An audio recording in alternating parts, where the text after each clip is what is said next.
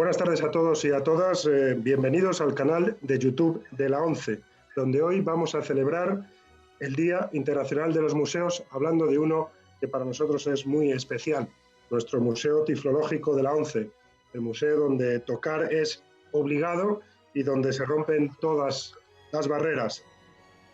Me llamo Chema Prieto y soy el responsable del gabinete de prensa de la ONCE. Y desde ya os animamos a participar en esta mesa redonda que se titula En lo tocante a tocar, y a la que podéis sumar vuestras preguntas en el chat de la retransmisión o en Twitter con los hashtags Museo Tiflológico 11 o Día Internacional de los Museos. Y como ya he adelantado, nos podéis seguir en directo en el YouTube de la ONCE. Es muy fácil, directamente desde la página de la ONCE.es, si pincháis el enlace, o desde YouTube, desde la página de YouTube, buscando once.org. Y las preguntas que no podamos incorporar las iremos respondiendo por redes sociales.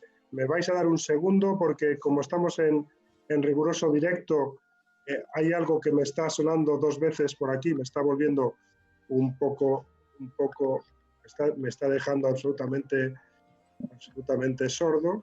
Voy a intentar apagar este sonido. Creo que ya lo tengo. Bien.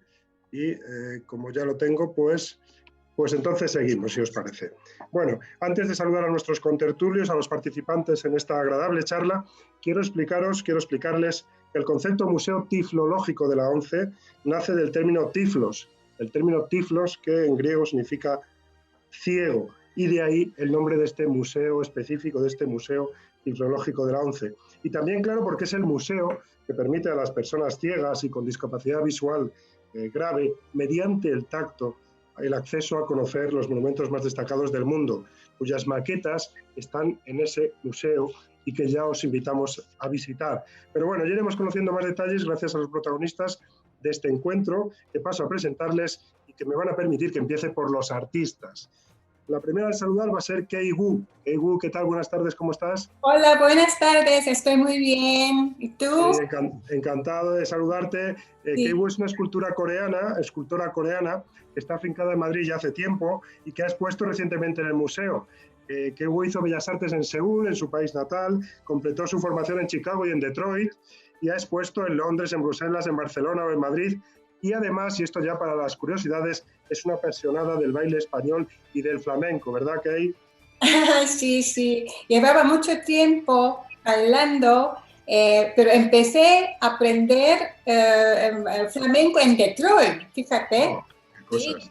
Sí, hace tiempo. Bueno. En Detroit empecé. Y has llegado aquí incluso a exponer en un museo para personas ciegas, de lo cual te agradecemos tremendamente. Sí. Por otro lado, por ahí tenemos también a César Delgado. César Delgado es uno de los grandes pintores y escultores ciegos contemporáneos, con varias piezas estables en el Museo de la ONCE y con una obra que ha viajado por países como Francia, Reino Unido, Bélgica, Estados Unidos, Argentina o Alemania, y no voy a seguir porque hay bastante más. Es además impulsor de una visión áptica de la vida, que luego nos explicará él, que es el experto, pero que trata básicamente de explicar las sensaciones a través de la percepción táctil. ¿Qué tal, César? Buenas tardes. ¿Cómo estás? Hola, buenas tardes. Como bien Muchas gracias por estar aquí con nosotros.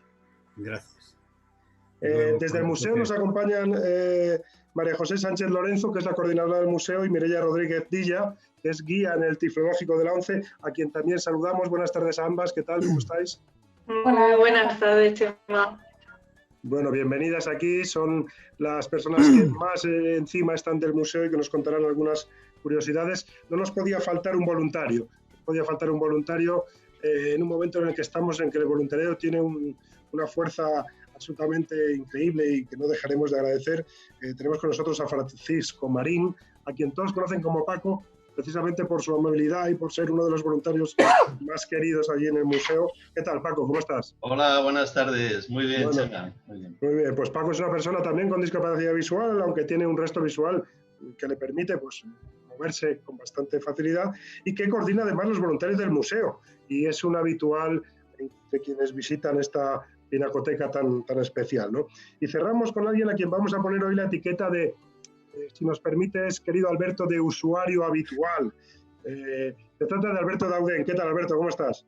Buenas tardes, Chema, a ti y a todos los que nos siguen en esta mesa redonda. Bueno, le hemos puesto la etiqueta de visitante habitual, pero es un hombre muy ligado a la cultura, es un hombre, una persona ciega especialista en braille y también músico aficionado y, como no se le escapa una sola exposición en este y otros museos de Madrid y de allí donde vaya, ¿verdad, Alberto? Efectivamente, aprovechamos todo el tema de la accesibilidad. Bueno, pues cuando uno va de viaje, pues intentar averiguar qué museo en esa ciudad es accesible y hermosa, ¿eh? Y si no es accesible, pues también. Ya nos has dado ya la pista, nos has puesto en el titular de En lo tocante a tocar, que seguramente estamos hablando de un museo específico en España, pero que ahí afuera pues no sabemos si existe o no. Vamos a intentar descubrirlo. María José, tú como coordinadora del museo, ¿qué caracteriza el Museo Tiflológico? Vamos a empezar por decirle a nuestra gente, a los que nos están viendo, también en las redes sociales, a los que os invitamos a participar y a lanzar preguntas, ¿qué es lo que más caracteriza a nuestro museo, al Museo Tiflológico de la UNCE?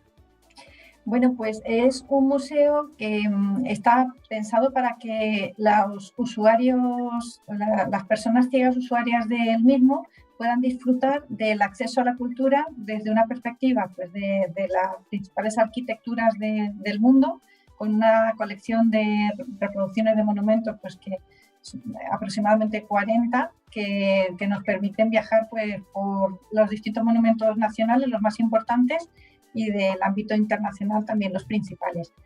Y que está pensado para que artistas ciegos nos presenten su obra y podamos mostrarle al resto de la sociedad pues que el arte no tiene limitaciones, que las limitaciones muchas veces nos las ponemos y que podemos tener pues, escultores, pintores, fotógrafos con ceguera o discapacidad visual grave que tienen una obra magnífica. Y ese es uno de nuestros leitmotiv principal, el poder mostrar al mundo esas obras.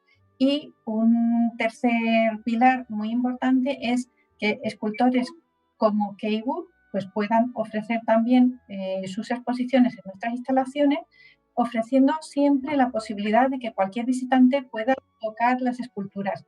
Esto es algo poco común y a nosotros nos gustaría que estuviera muy extendido y por eso pues nos sentimos satisfechos desde esa perspectiva de poder ofrecer un museo absolutamente táctil de conocimiento de las personas ciegas y también para las personas ciegas, aunque la mayor parte de nuestros visitantes son personas que ven y que disfrutan también de esa aproximación al tacto.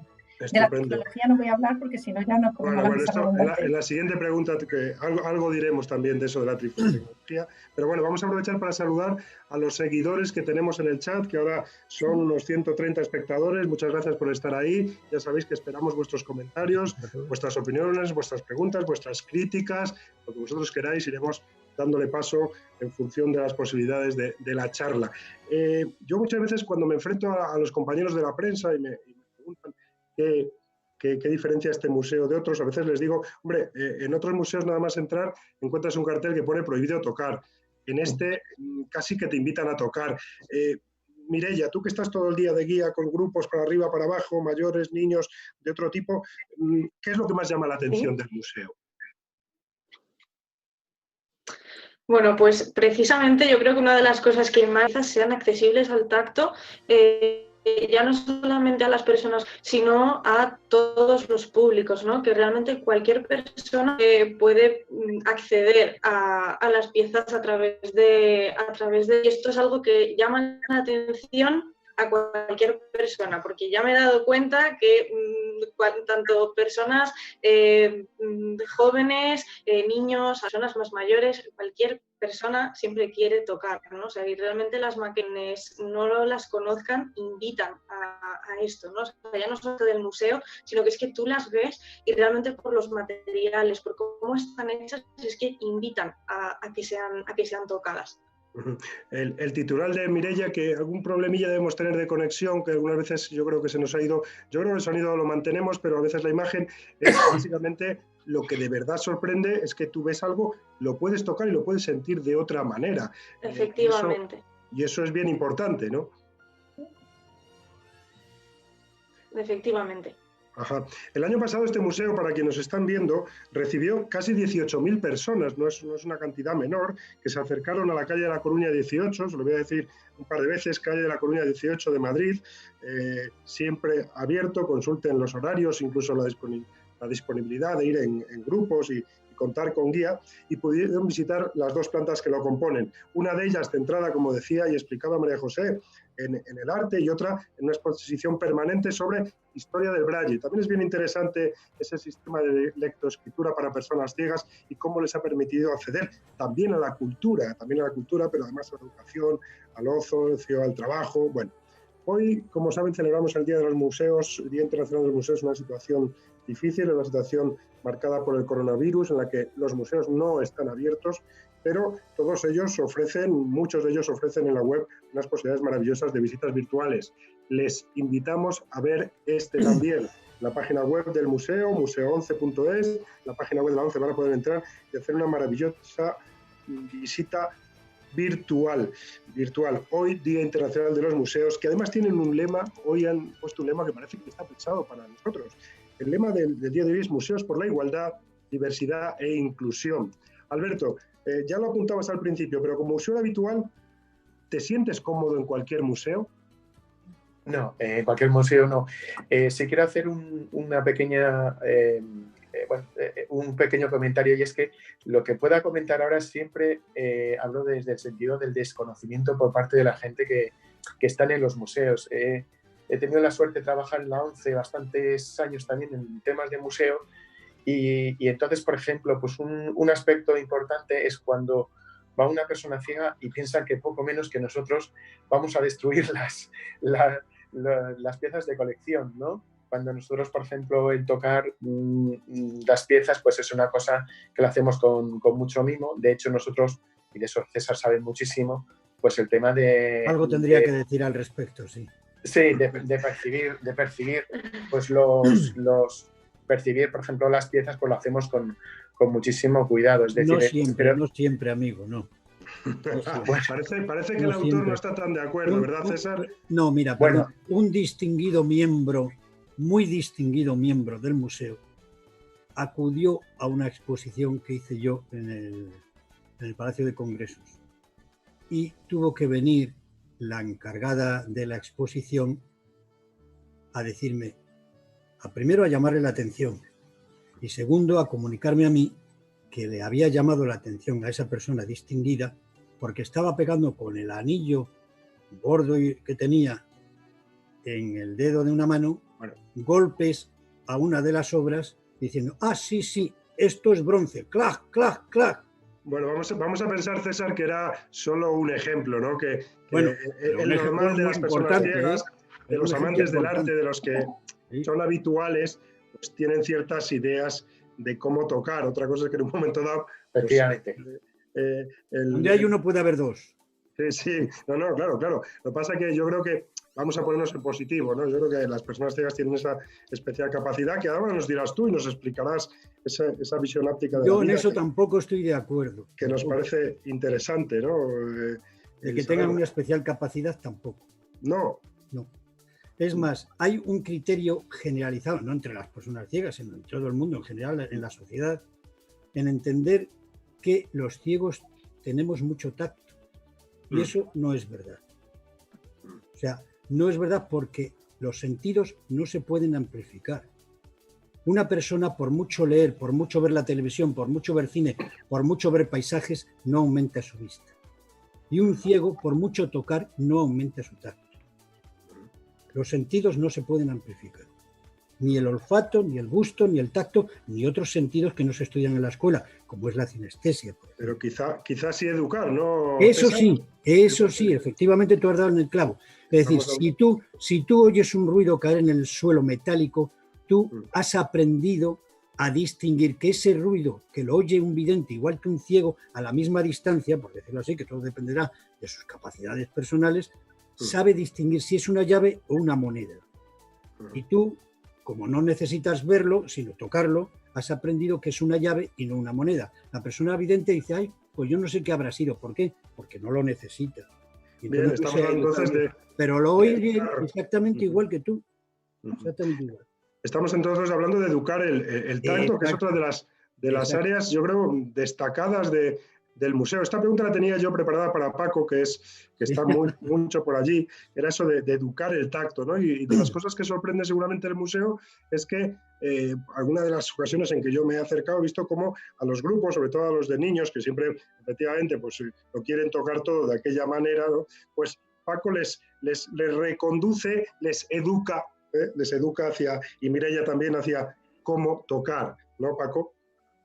Sí, esa es un poco también la clave del asunto, ¿no? Que el tacto, en el caso de un museo, en el caso de las reproducciones, pues exige también, como tú decías, un tanto por ciento de educación, y ese tacto sí va a ser muy sensible. En el caso de las personas ciegas, les explicamos cómo ellas necesitan reconocer cada relieve, cada perfil, cada punto, y eso sí requiere de una cierta educación del tacto. Entonces, hay a veces que una parte de la guía de la visita consiste en explicarles cómo pueden hacer para que el tacto les aporte más información. Y eso sin duda les sorprende, ¿verdad, Paco? Sí, les sorprende, porque una de las cosas que yo me he dado cuenta en la diferencia de público que tenemos, porque claro, este museo lo visitan desde chavales de primaria hasta centros de mayores, todos vienen con una sensación de curiosidad, con una sensación de incógnita, perciben que vienen a un museo diferente. No les falta razón, porque de hecho es el único museo en el mundo de estas características, y vienen también un poco con el concepto de que vienen a un museo en donde lo que se van a encontrar es algo que le interesa solamente a las personas ciegas. Y claro, luego viene la sorpresa. Se sorprende precisamente porque es un museo para todos, como bien pone, es un museo absolutamente inclusivo y que sorprende a todos. Antes hemos dejado a Alberto un poco con la palabra en la boca en su recorrido por algún museo en el que no se sentía especialmente cómodo, ¿verdad, Alberto? Bueno, sobre todo, ya digo, por desconocimiento, pues muchas veces pues piensan que tú no te dejan tocar porque piensan que tu análisis o tu exploración pues va a ser, digamos, invasiva, pero luego una vez que te ven cómo tocas y cómo exploras la pieza, la gente luego es mucho más receptiva y dice, pues yo pensé que tocabais así como fuerte y tal, si vais a tocar la pieza. No, mire, no, venga, pues ¿por qué no tocas estas otras? Mira, esta es de Picasso, vas a ver. Y entonces ven que realmente la realidad es otra, normalmente, y entonces la verdad que se le abren a ellos los ojos y nos enseñan muchas otras obras que son muy valiosas y que en un principio no pensaban enseñárnoslas. Porque Keigu, que expusiste hace no mucho en el museo, ¿tú conoces alguna pinacoteca, algún museo, algún centro de arte que tenga estas características en el mundo? Que yo sepa, no. Estaba pensando, recordando si hay alguna cosa parecida en Corea, porque yo viví en Corea, Estados Unidos, en Alemania, y no recuerdo ningún sitio que tenga este tipo de características. Hay un museo en Italia. Sí. El Museo Homero en Ancona. Sí, es el que más similitudes el que más se podía encuentra. parecer a lo nuestro. Hace reproducciones de escultura más que de colección de maquetas, pero también está pensado para que las personas ciegas puedan tocar. Vale, perfecto. Eso no lo sabía. En todo caso, Kei, yo recuerdo cuando tú expusiste la sorpresa que se llevaron algunos de tus paisanos coreanos, entre ellos el embajador que vino a vernos, además enormemente amable, la sorpresa de poder toquetear todo lo que se veía y cómo tus propias piezas estaban expuestas al toque, entre comillas, muchas muy grandes, de todas las personas que pasaban por allí, ¿no? ¿Qué sensación te quedaba con eso? ¿Cómo sentías sobre esto? Sí, ¿qué te parecía exponer tus habituales esculturas que normalmente no son tocadas a ser tocadas, que es la novedad, ¿no? Sí. Bueno, si os digo la verdad, en principio yo estaba un poco nerviosa porque mis esculturas son, aunque son de bronces, aluminio, son metales, no rompen, pero mis esculturas son súper pulidos y tiene superficie súper suave y está patinado con mucho cuidado. No se puede romper, pero se puede rascar. Entonces, tú sabes, amiga, con anillos o pulseras, si no tiene mucho cuidado, se puede rascar. Entonces tendré que retocar eso es la única preocupación. O sea, estabas un poco en principio asustada con esa idea, hoy que a veces hablamos de prejuicio, decir, bueno, voy a dejar allí mi escultura y voy a recuperar más o menos una pastilla de chocolate porque todo lo que va a quedar de mi escultura es esto.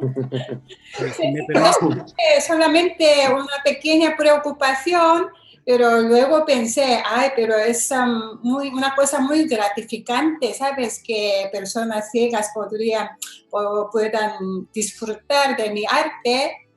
Por ejemplo, la pintura no se pueden tocar. Voy contigo, César, pero has dicho una cosa muy chula, Kay, que es, he pasado del miedo a lo gratificante. Sí. A lo gratificante de ver cómo una persona ciega toca tu obra y cómo se le puede iluminar la cara o no, o puede decir, ¡guau! No, en fin, puede tener cualquier expresión, ¿no? Pero por lo menos, ¿cómo le genera esas sensaciones, ¿no? ¿Okay?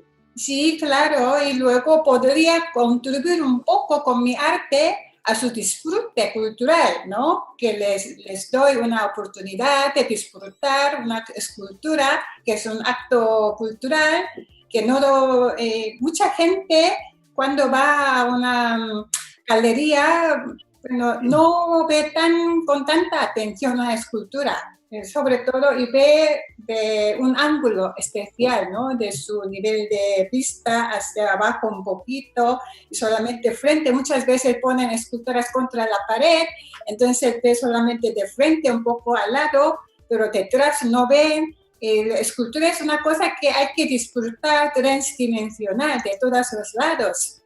Al tocarlo, personas ciegas pueden disfrutar mucho más, porque pueden tocar toda superficie hasta dentro, si hay un agujero, ¿no? Entrante y saliente. Entonces, se puede disfrutar mucho más, en mi opinión. Entonces, correcto. Voy contigo, César, déjame que cite a la gente que nos está siguiendo en el chat, muy interesantes las preguntas.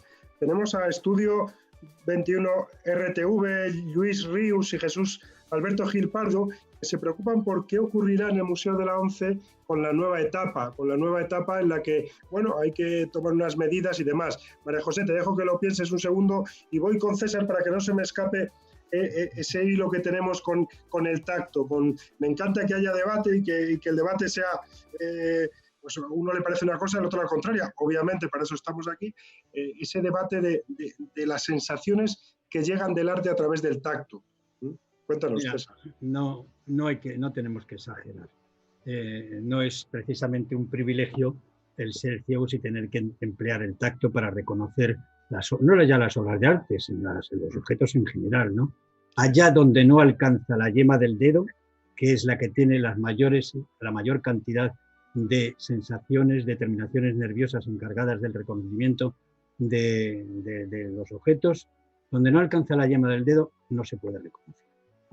Nosotros de hecho, yo he hecho numerosas pruebas entre personas ciegas para ver si distinguían una figura de mediano tamaño, para saber qué es lo que entendían que era aquella figura, y no son capaces de reconocerla. ¿Por qué no son capaces de reconocerla? Porque no alcanza la yema del dedo a todos los detalles que tiene una figura. No alcanza. O sea, no es lo mismo la visión óptica que la visión áptica. ¿Son muy parecidas? No, son diametralmente opuestas. La visión óptica es la visión retiniana, la visión áptica es la visión del tacto.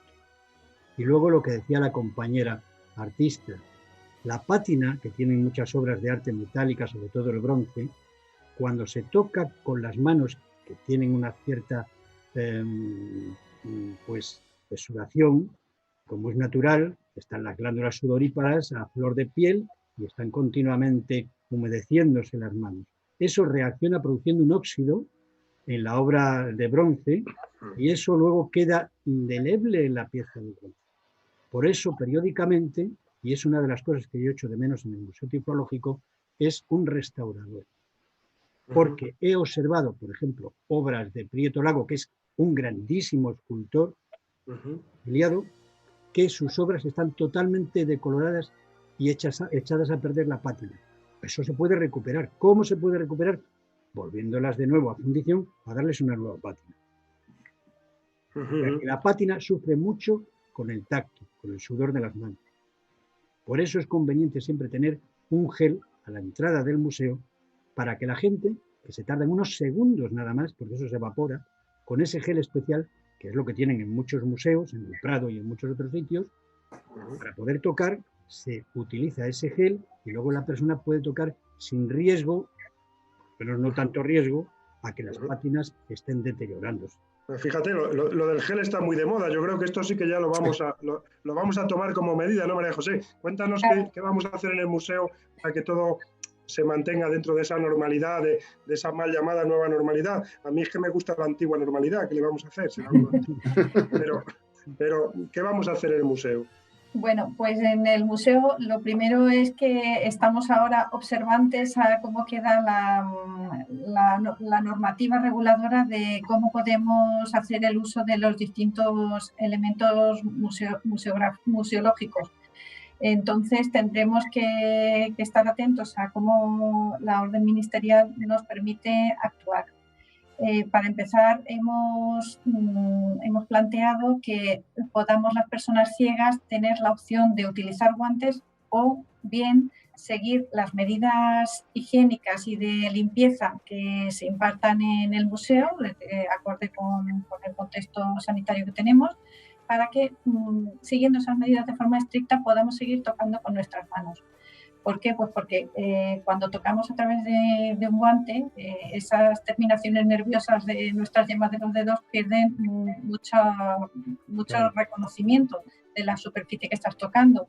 No notas la porosidad del material, la temperatura del elemento que estás tocando y pierdes mucho detalle.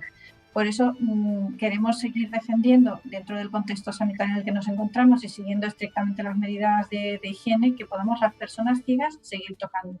Y para las personas que ven, pues obviamente en estos tiempos en los que es tan importante el que todos estemos haciendo piña para que podamos detener la pandemia, no vamos a invitar a tocar excepcionalmente, y deseando que todo esto acabe para que todas las personas que visiten el museo puedan seguir tocando. Claro, nos preguntan mucho en las redes, está esa duda en las redes que nos siguen, gracias a los que nos seguís en el chat. ¿Tocar con guantes genera una pérdida de sensibilidad enorme para las personas ciegas? ¿Podéis contestar cualquiera de las personas ciegas que estáis mira, aquí? Perdóname, es que el tacto estamos acostumbrados a entenderlo como aquello que distingue la forma y la rebosa. No, es que el tacto tiene muchas perfecciones. O sea, no se puede hablar del tacto como una sola sensibilidad. En principio, las obras de arte no se tocan con el tacto exclusivamente, ni se crea con el tacto exclusivamente. Hay una sensibilidad de la que nadie habla, que es la cinestesia, que es la principal para los ciegos. La principal más que el tacto. La cinestesia, la sensibilidad cinestésica, cine significa movimiento, estesia, sensibilidad. Sensibilidad del movimiento, la orientación de los dedos, el movimiento de los dedos, del codo, de la mano, del hombro, nos da idea de la forma, de la dimensión.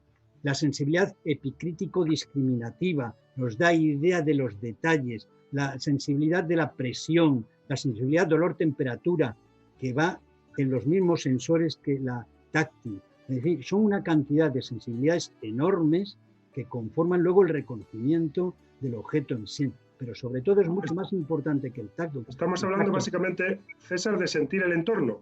Claro, del entorno y de las diferentes propiedades que tiene el objeto macizo. Es decir, hay un movimiento al tocar con los dedos. Tú, cuando vas a coger un vaso de agua, tú abres la mano, no más ni menos, justo lo que es el diámetro del vaso. ¿Qué es eso? Esos tactos, si todavía no lo has tocado, eso no es tacto, eso es sensibilidad kinestésica. Llegas al vaso y entonces reconoces la redondez, el tamaño, etcétera, gracias a que tú has abierto las articulaciones a ese nivel. Entonces, constantemente cuando se toca una escultura, se levantan los brazos, se doblan los codos, se doblan las muñecas, se doblan las articulaciones de las manos, se cierran, se abren, o sea, es movimiento y presión. El movimiento es sensibilidad cinestésica, cine, movimiento, estesia, sensibilidad del movimiento. Eso es lo principal. Con todo lo que estamos aprendiendo de tocar o de sentir, que igual es más correcto, sentir el arte, ¿verdad? Sentir el arte sería un concepto un poquito más amplio, ¿verdad, César? Claro. De hecho, fíjate, si me permitís una cosa muy curiosa, de hecho, tradicionalmente en todas las escuelas de arte, en todas las facultades de Bellas Artes del mundo, se habla de las artes visuales. Mal dicho, pésimamente dicho, y esos conceptos filosóficos hay que reformarlos completamente arriba abajo, como diría nuestro filósofo Enrique Pajón Mecloy, ¿no? O sea, es decir, las artes visuales se entienden que son la pintura y la escultura. No, señor. No, señor. La pintura son arte táctil. Llama la atención, ¿verdad? Pues te lo demuestro. ¿Con qué se relaciona el arte? Con la creación. No hay arte si no hay... César, sí. Que te estamos viendo como muy cerca, échate tres ahí, perfecto, ahí que te vemos un poquito mejor. Iba a saltar aquí, si después de su experiencia de estar en el Tiflológico, de ver cómo las personas ciegas tocan más o menos bien, ya lo debatimos, el arte o sienten el arte, ¿ha cambiado en algo la forma en la que tú te puedes enfrentar a hacer una pieza que puede ir al Tiflológico o que puede ser tocada? Hacer una pieza específicamente para... Sí, pensando que tu pieza no va a estar puesta ahí arriba en un pedestal, que la va a ver todo el mundo, como decía antes César, desde abajo, desde el medio, tú misma, desde 1 metro, sino una pieza mucho más interactiva, que pueda ser tocada, que pueda ser... Sí. ¿Y cuál es la pregunta? Perdona. Si ha cambiado en algo tu forma de hacer o de elaborar alguna pieza, pensando que no están solo para ser vistas, están para ser sentidas en su amplio sentido de la palabra. Bueno, yo no he creado pensando en esto, pero lo que ocurrió es descubrir que hay otro criterio para exponer ahí en el Museo Tiflológico. Por ejemplo, cuando vino Estrella Cela para seleccionar mis obras, ¿no? Vino a mi casa, tenía que seleccionar 16 obras ella, y tocando todo. Y a veces me decía, ay, esto se toca enseguida, y lo descartaba, ¿sabes? Entonces hay unas formas demasiado simples, esto sí se toca enseguida, entonces esto es más, me ofrece menos disfrute a las personas ciegas, entonces les gusta más que haya más salientes, entrantes, más dramatismo un poco, ¿no? En la escultura, esto igual les gusta más. Esto es el criterio que yo descubrí que fue interesante. Volvemos a Paco. Paco, que estás enfrentándote, bueno, no, recibiendo más que enfrentándote cada día mucha gente en el museo, igual que Mireia, que también puedes contestar. ¿Qué recomendamos a la gente cuando se enfrenta a esta nueva realidad? ¿Qué le recomendamos a nuestro visitante habitual? Bueno, el visitante habitual que, bueno, no el habitual, sobre todo el habitual que ya nos conoce, lógicamente ya accede al museo con otra perspectiva, ya sabe lo que se va a encontrar. Y al visitante que viene por primera vez es cuando se le está mostrando eso de que este es un museo no solamente para personas ciegas, que es un museo para todos, que es un museo que les va a aportar, pues dentro de cada uno de su sensibilidad, van a encontrarse cosas relacionadas con el arte, van a encontrarse cosas relacionadas con la historia o cosas relacionadas con la arquitectura, en definitiva con la cultura en general. Pero además van a descubrir que les ha servido para hacer un viaje que les ha llevado a lugares muy lejanos y que o les hace recordar algo que han visitado o les hace concebir la idea de que les va a gustar mucho ir a conocer ese monumento en realidad. Es un poco lo que queremos transmitir. ¿Es la misma sensación que tienes tú, Mireia, allí en el museo, guiando a la gente por las salas? Sí, o sea, sí que hablando un poco al hilo de lo que ha hecho Paco, sí que es cierto que lo que yo noto es que muchas veces cuando hacemos las visitas guiadas o cuando recibimos al público, la pregunta típica que se hace siempre es la primera vez que visitan el Museo Tiflológico, y casi siempre es sí. Y normalmente el público no se hace a la idea de lo que va a encontrar en el Museo Tiflológico, no tienen quizás la imagen de lo que van a ver, de lo que van a poder tocar. Es maravilloso cómo van descubriendo y cómo va cambiando la percepción que tienen sobre el museo, el cómo salen pues con ganas de viajar, o los recuerdos que tienen a la hora de hacer la visita guiada, o sea, los recuerdos que van viniendo.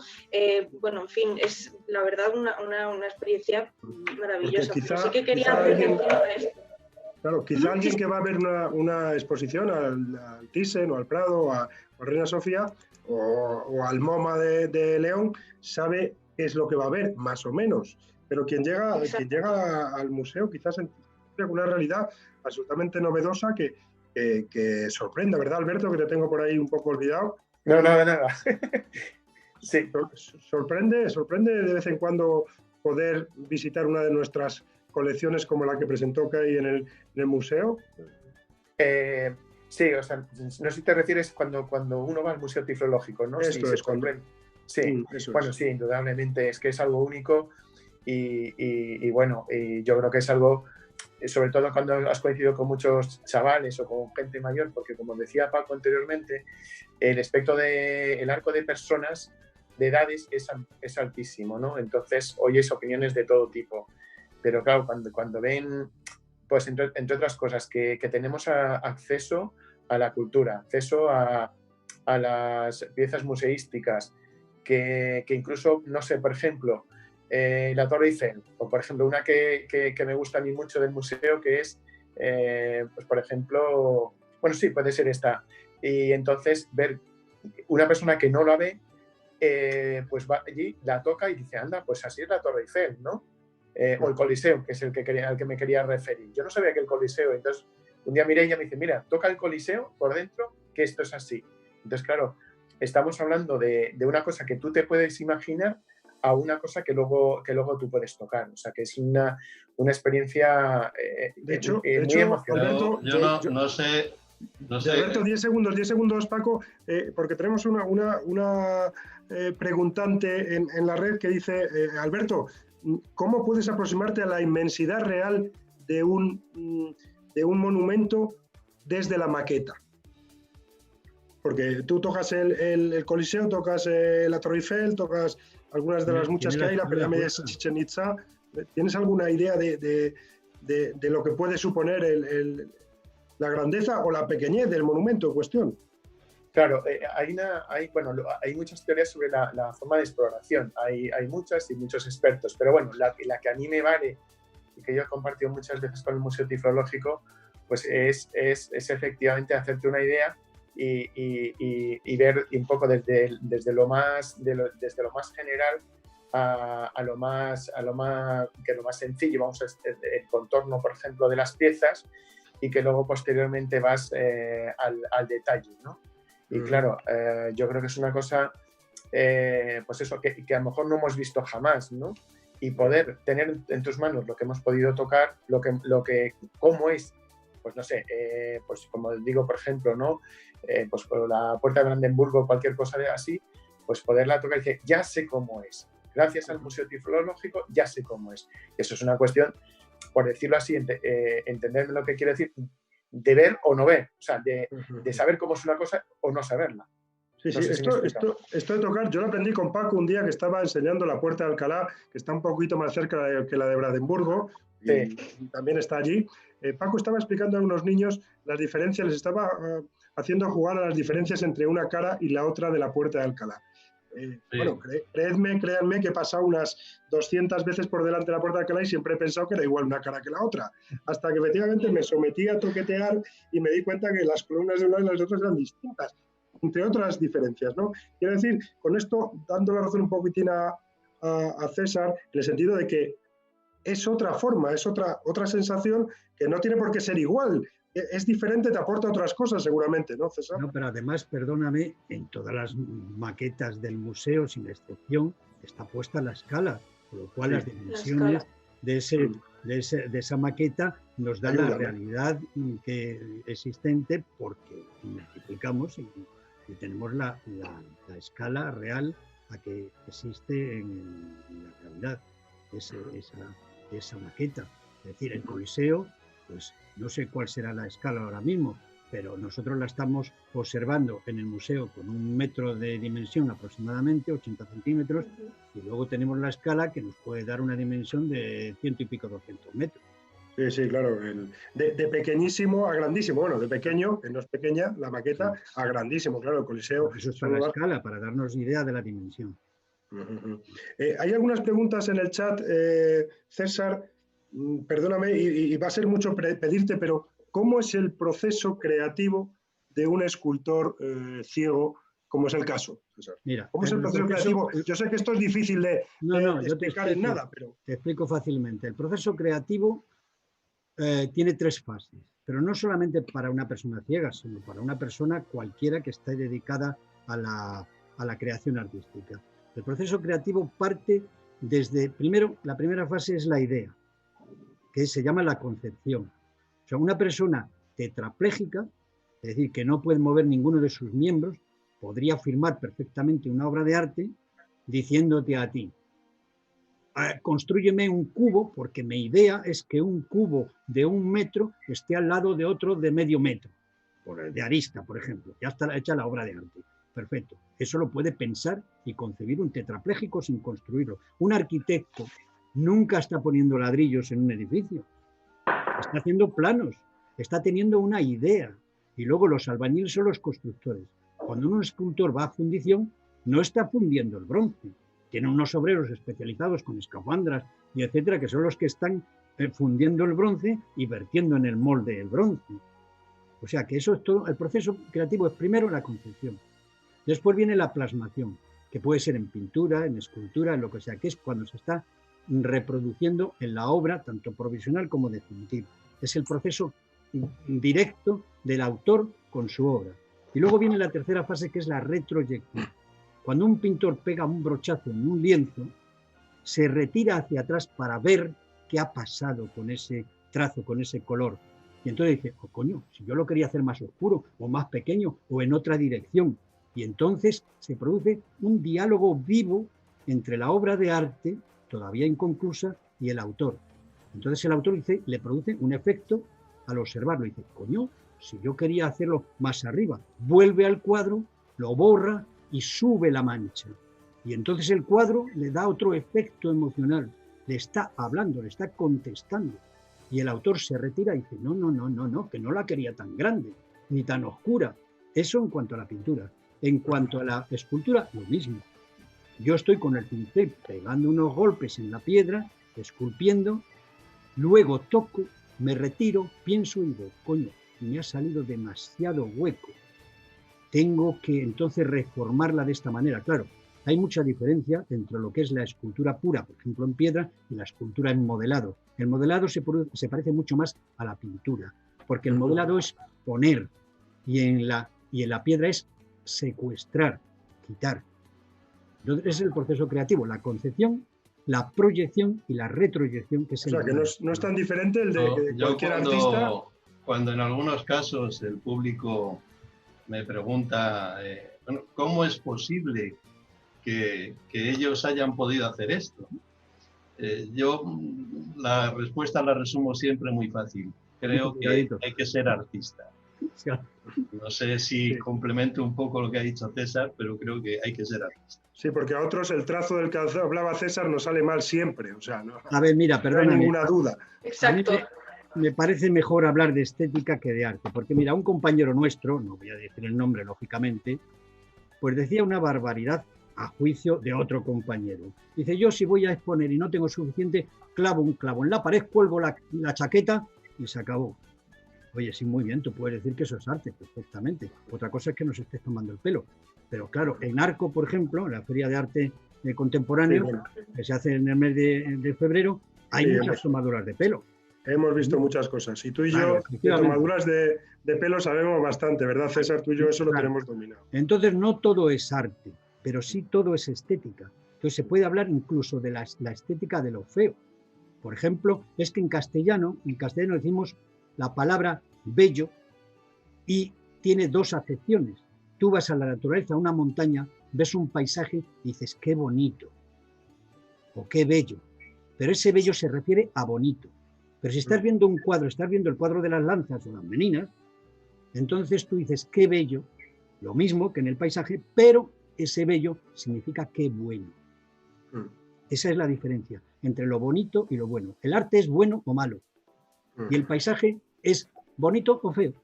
Vale, primero voy a agradecer a toda la gente que nos está viendo en directo y que además está haciendo muchos comentarios, está dándole muchos me gustas, luego creo que les estáis gustando con lo que estáis diciendo y con el debate abierto y llevamos ya 45 minutos, teóricamente debíamos ir terminando, pero no me resisto a abrir un poquito más de polémica.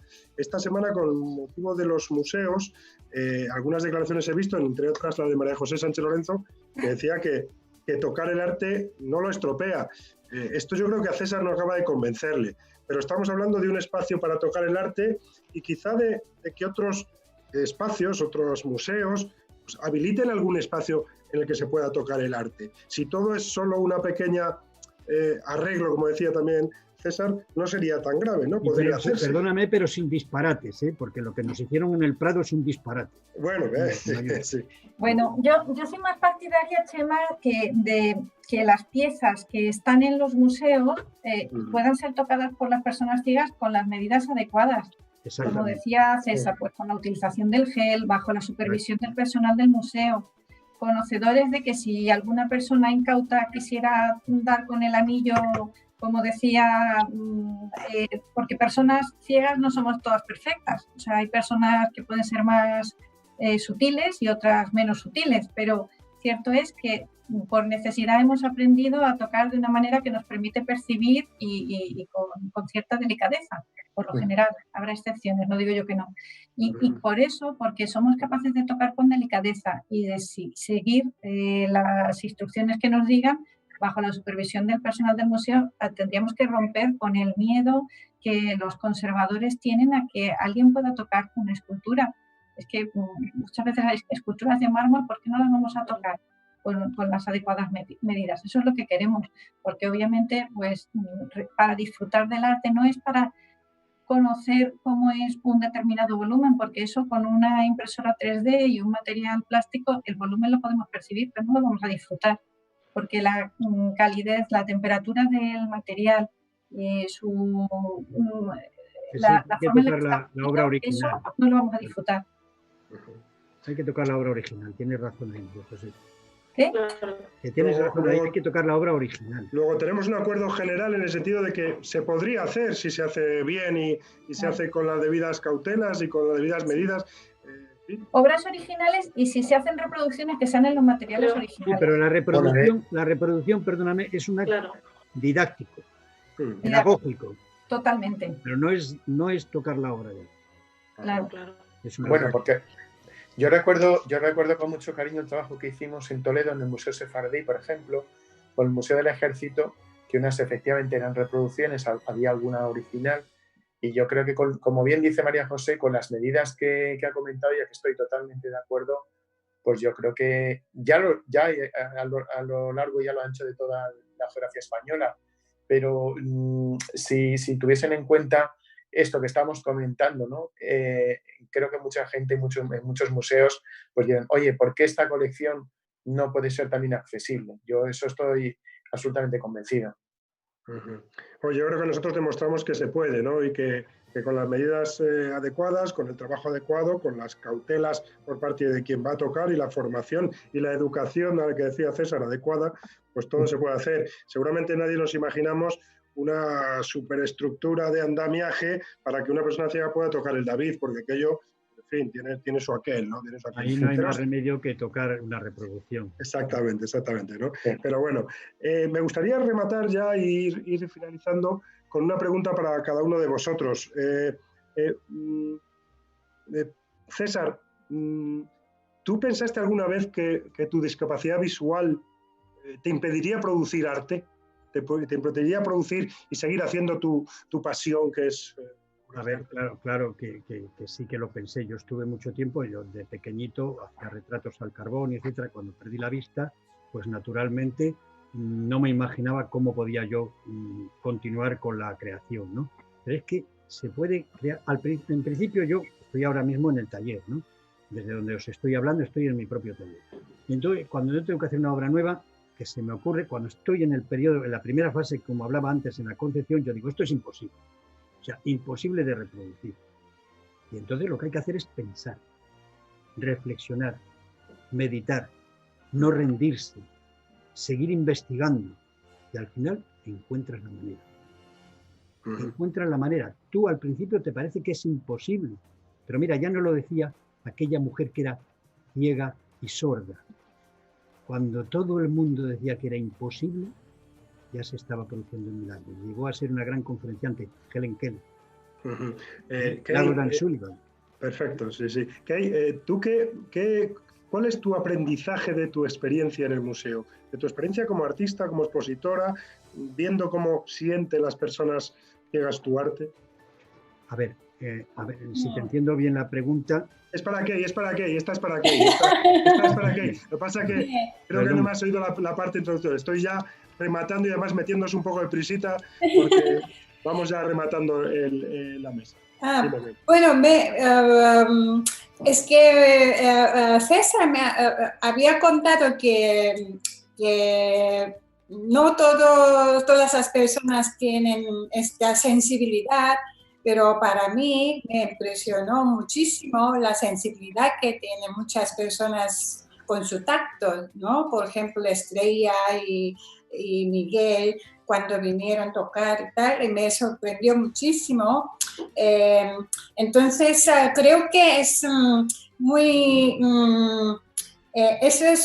yo creo que tiene más sensibilidad que nosotros, al no tener la vista, estoy en absoluto más sensibilidad en otra cosa, ¿no? Entonces, vamos a abrir un debate entre los dos artistas, pero bueno, está bien, uno está de acuerdo y el otro no pasa nada. Sí. Entonces, para mí ha sido una experiencia estupenda. Yo soy ciego y la compañera no. Sí, un poco de ventaja tienes. Entonces, yo sé lo que es tocar. Y me gustaría algún día repetir esta exposición si pudiera, porque me gustaría mucho ver tus obras, claro que sí. Sí, a mí me ha gustado mucho esta experiencia. Muy bien. Alberto, tú como usuario, que te hemos puesto la etiqueta de usuario de museo o de visitante, ¿cuál es tu museo ideal para una persona ciega que va a los museos vaticanos? Ya sé que no te van a dejar subir y tocar nada de Miguel Ángel, pero ¿cuál es tu museo ideal, tu experiencia ideal ahí en un museo? Hombre, yo creo que el de la ONCE, que está claro, ¿no? Para mí, por lo menos. Espera, que la pregunta terminaba y no vale este. Tenías que buscar otro, porque entonces era muy fácil. No, el ideal, si no es la ONCE, sí que he visto otros museos que lo han trabajado muchísimo, muy buenos profesionales, y por elegir dos, por ejemplo, como digo, para mí ha sido, por ejemplo, o el Museo Sefardí, por ejemplo, o también... En Toledo, para quien no lo conozca y que es muy visitable y muy, muy curioso. Sí, sigue. Sí, exactamente. Y también el Museo del Ejército. Luego en Madrid también hay otros museos, a lo largo de España hay otros, pero por elegir dos, pero hay otros que... El del Ejército que es el de Toledo también, ¿verdad? El que está también en Toledo. Efectivamente, el Museo del Ejército, sí. Correcto.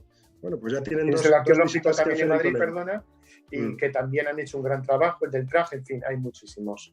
Mira, depende de cómo te presentes. A mí me han dejado tocar en todos los museos de Córdoba. Y me han dejado tocar en el museo en el Iván. O sea, bueno, en grandes museos. Ahora, depende cómo te presentes. Lo que pasa es que tú llevas tarjeta de escultor de gran calado, claro, y esto tiene una ventaja. No dejo de ser ciego, ¿eh? Bueno. Mireia, cuéntanos, ¿cuál es el recurso del museo con el que más crees tú que captamos la atención? Y no vale el tacto, que ya le hemos dicho. ¿Alguna curiosidad, algo que digan? Bueno, es difícil, ya lo sé. Aquí estas son las preguntas a pillar ya del final, ¿sabes? Bueno, recursos, por ejemplo, que utilicemos, ¿te refieres a eso? analizamos pues, para captar, por ejemplo... Bueno, te dejo que te la pienses. Vale. Venga, te dejo que te la pienses. Pues mira, No, te lo digo. Tira, te lo digo ya. Tira. Por una parte, mira, los juegos para los más pequeños y los más jovenzuelos, o sea, todo lo que tenga que ver con las texturas, los olores, los sonidos y jugar con antifaces, eso es un recurso que llama muchísimo la atención. Ajá. Otro que utilizamos es YouTube. Bien, perfecto. Puede parecer para enseñar por ejemplo, público adolescente que aprender historia, aprender arquitectura, arte puede ser muy interesante. Y os voy a mencionar 2 canales que nos gustan bastante y que hemos utilizado bastante.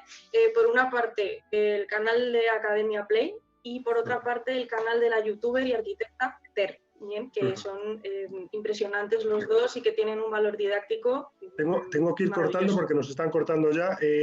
Hay una última pregunta muy curiosa, más que pregunta, recomendación, María José, que es, dice, aparte de la experiencia táctil, dice Lucy Enríquez, aparte de la experiencia táctil, tendréis que ir pensando en otros recursos para mejor comprensión de las obras y sobre todo para adecuarse a la realidad que estamos viviendo. Nos ponen deberes, como ves, os ponen deberes a los compañeros del museo. Eso significa que tienen ganas de ir, de acudir al museo, de ir a ver las colecciones, de ir a ver lo que allí se toca, nunca mejor dicho, y de disfrutar del arte con todos los sentidos, hasta donde nos deje tocar César y hasta donde nos deje tocar Kay, que es la artista también. Así que solo me queda dar las gracias especialmente a la gente que nos ha seguido en el chat, que ha estado muy activa. Dar las gracias a todos vosotros, muy buenas tardes. Gracias Kay, gracias Mireia. Muchas gracias. Gracias Paco. Gracias. A todos. Buenas tardes, se nos quedan muchas cosas en el tintero. Bueno, nos quedan muchísimas y yo creo que vamos a prometer hacer algunas más sin esperar al siguiente día de los museos. Muy bien. Buenas tardes a todos y que disfruten siempre de los museos y de los otros. Gracias. Adiós. Buenas tardes. Gracias, adiós.